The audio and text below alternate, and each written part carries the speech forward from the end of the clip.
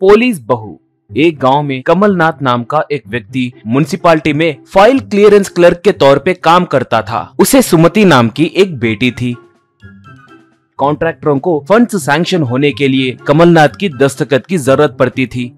एक बार एक कॉन्ट्रैक्टर दस्तखत के लिए कमलनाथ के घर आकर कमलनाथ से ये लो, कवर में 10,000 है कहकर देने लगा। कमलनाथ, क्या 10,000? महंगाई बढ़ गई है और 5,000 दो। यूं कहने लगा तो वो मिन्नतें करते हुए, मैं उतने पैसे नहीं दे सकता हूँ जी, इस बार ये 2,000 रुपए रख लीजिए। यूं कहने लगा। ये सब सुमति देख रही थी।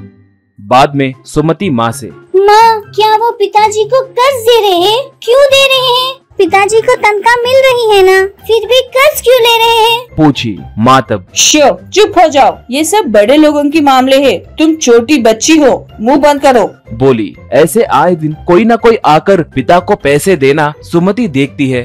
एक बार सुमति पिता से, पिताजी, आप आपके पास दस्तखत के लिए आने वालों से पैसे क्यों ले रहे हैं? पूछी। कमलनाथ घबराकर, क्या बात कर रही हो? वो लोग मुझे पैसे उपहार के तौर पे दे रहे हैं, कहा। सुमति तब, नहीं, अगर उपहार देने ही आए तो वो आपसे सौदा क्यों करेंगे? आप और ज्यादा पैसे चाहिए कहकर उनसे क्यों पूछेंगे? और ऊपर से बाहर जाने के बाद वो लोग आपको गालियाँ देना भी मैंने सुना है। बोली। कमलनाथ को गुस्सा आया और वो जाओ अंदर जाओ कहकर पुकारा। और पत्नी से, ये क्या सर दर्द है? ये मुझसे ही सवाल कर रही है, जल्द ही इसकी शादी करके भिजा देना होगा, कहा। थोड़े सालों के बाद सुमति बड़ी हुई और डिग्री फर्स्ट क्लास में पास हुई। बाद में नीरज नाम के एक व्यक्ति से उसकी शादी हुई। सुमति ससुराल में कदम रखी। उस घर की बड़ी बहू का नाम सीता था। वो नीरज के भाई की पत्नी थी। एक बार सास चामुंडी सीता से, देखो बहुरानी, नई शादी हुई है कहकर ये 4 दिन मैं चुप रही थी। अब से तुम्हें सुबह सुबह उठकर बकेट भर पानी लेकर आंगन को धो के पूरा घर साफ करके मुझे और तुम्हारे पति को कॉफी देकर रसोई में जाकर टिफिन बनाना होगा। ए सीता, लगता है ये नई बहू बहुत लाड प्यार से पली बड़ी है, इसे रसोई में ले जाकर काम सिखाओ। अगर ये काम नहीं करी तो मुझे बताओ, 2 झापड़ मारूंगी तो इसकी सुस्ती दूर हो जाएगी और इसकी अकल ठिकाने आएगी। बोली तो बड़ी बहू सीता ठीक है कहकर सुमति को ले गई। एक बार सुमति सीता से, दीदी, आप हरदम कुछ ना कुछ सोचते हुए उदास रहते हो, ऐसे क्यों? मैं आपको बहुत दिनों से देख रही हूँ। मैं आपकी सगी बहन तो नहीं हूँ, मगर आप मेरी सगी दीदी हो कहकर सोचती हूँ। बोलिए, क्या बात है? पूछी। उसके बातें सुनकर सीता को बहुत दुख हुआ। मेरे पिताजी मेरी शादी के वक्त वादे के मुताबिक दहेज के पैसे, गहने और सब कुछ देकर शादी किए थे। उसके बाद भी सासू माँ मेरे पिताजी को और पैसे चाहिए कहकर सताने लगी। मेरे पिताजी देते गए, फिर भी सासू माँ की लालच कम नहीं हुई और पैसों के लिए सताने लगी तो तंग होकर मेरे पिताजी 6 महीने पहले आत्महत्या किए कहकर रोने लगी। सुमति, सासू माँ इतनी निर्दयी है क्या? मैं उनको सबक सिखाकर ही रहूंगी कहकर गुस्से से बोली।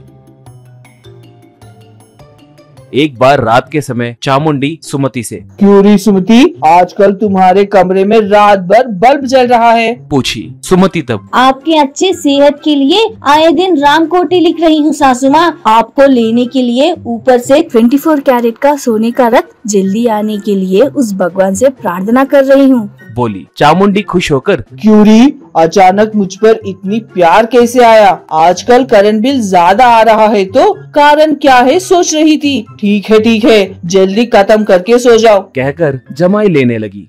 2 महीने बीते।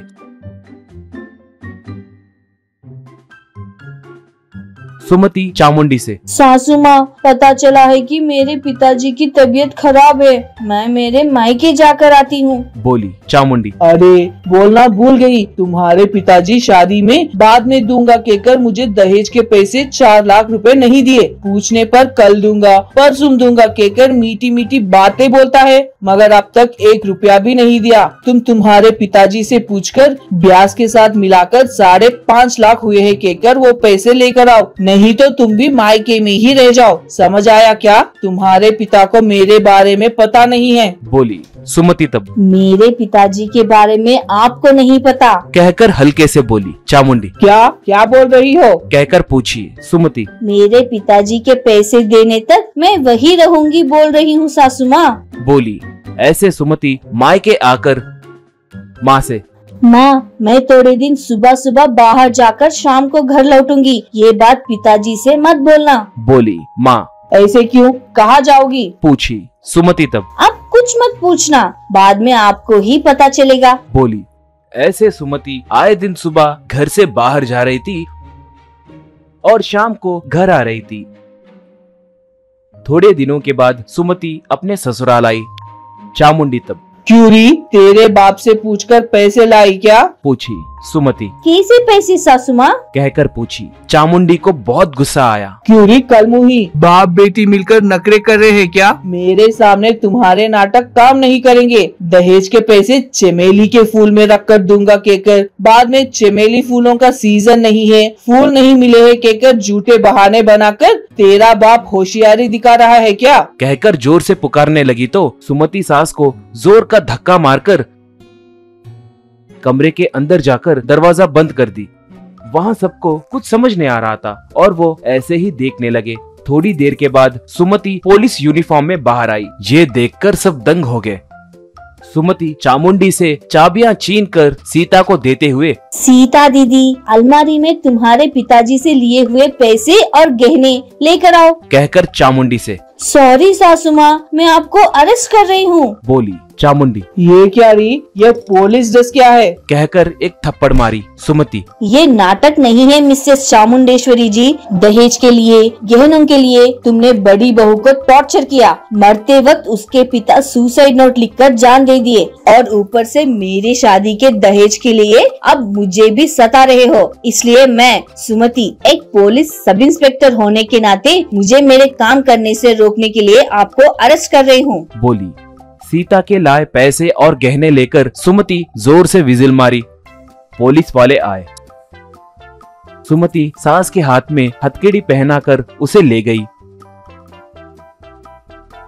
सीता आश्चर्य से, ये सब क्या है सुमति? तुम पुलिस सर्विस में कब गए? पूछी सुमति। मैं दिन में काम करते हुए रात के समय पुलिस एकेडमी एग्जाम्स को प्रिपेयर हुई थी दीदी। मायके जाकर वहाँ पर आए दिन फिजिकल ट्रेनिंग भी लेती थी। यहीं पर सब इंस्पेक्टर की पोस्टिंग मिली। मुझे बचपन से किसी को भी गलत काम करते हुए देखकर गुस्सा आता था। वो मेरे सगे हो या पराये, उन्हें सजा दिलाने का मन करता था। बहुत जल्द मेरे पिताजी को भी मैं जेल में डालने की सोच रही हूँ। बोली। सीता खुशी से सुमति को झप्पी दी। ये सब देखकर सास अपना सर पकड़ ली।